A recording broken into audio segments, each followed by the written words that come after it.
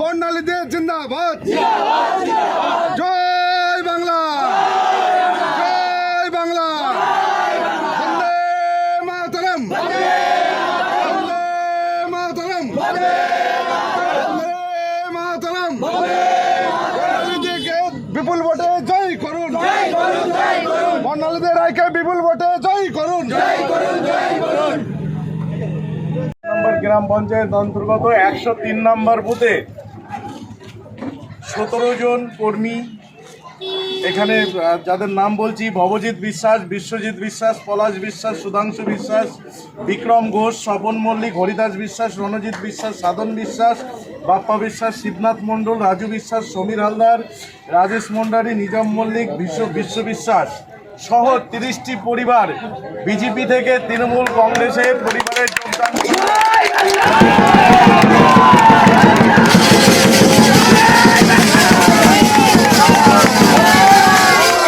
কেন আজকে আপনারা বিজেপি ছেড়ে, এই অসীম বিশ্বাসকে ছেড়ে আজকে তৃণমূল কংগ্রেসে বর্ণালী রায়ের হাত ধরে তৃণমূল কংগ্রেসে যোগদান করলেন? যাই হোক, অসীম বিশ্বাসকে আমাদের পছন্দ না।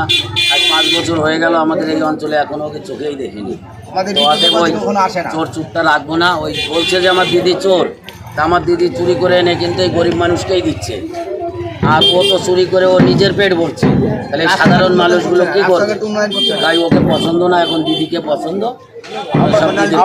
আমরা বেশ কয়েকদিন ধরে দেখছি সব থেকে রামনগর গ্রাম পঞ্চায়েতের 103 নম্বর বুথে 130-এর উপরে ভোট কেটে গেছে। সব কটি ভোট হচ্ছে মতুয়াদের।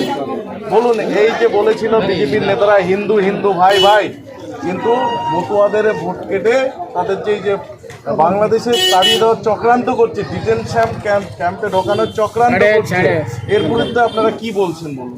যাই হোক, এর বিরুদ্ধে তো এখন যাদের এই ভোট কেটে নিচ্ছে, এরা তো বুঝতে পারছে না যে এদের পরিণতি কী হবে। তো এখনও প্রত্যেককেই বলছি যে এই ভোট বাঁচাতে হলে পরে এই দলটাই করতে হবে, দিদির দলেই আসতে হবে। তো বলছি, দিদির দলে আসো।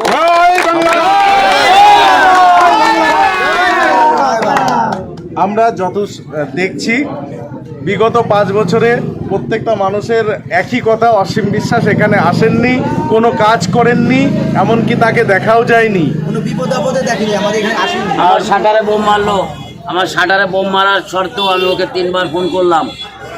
বললো কি যে এখন হাত কেটে নিচ্ছে, পা কেটে নিচ্ছে, এখন যেতে পারবো না। ওই একটাই শর্ত, এখানে আমার পিছে যত মানুষ আছে ওই একটাই ক্ষোভ যে দাদা তুমি আছো, তোমার সুবিধা যখন দেখলো না, ওর পার্টি করবো না, দিদি আমাদের পছন্দ, আমরা দিদিকে নিয়ে চলবো, আমরা দিদিকেই চাই। আমরা তৃণমূল কংগ্রেসের এক পরিবার, একসঙ্গে সকলে মিলে মিশে কাজ করব এবং একসঙ্গে চলবো। কর্মীদের বিপদে আমাদের আশেপাশে দাঁড়িয়ে থাকবো। আমাদের একটাই পরিবার, তৃণমূল কংগ্রেস, বর্ণালীদের সঙ্গে আমরা।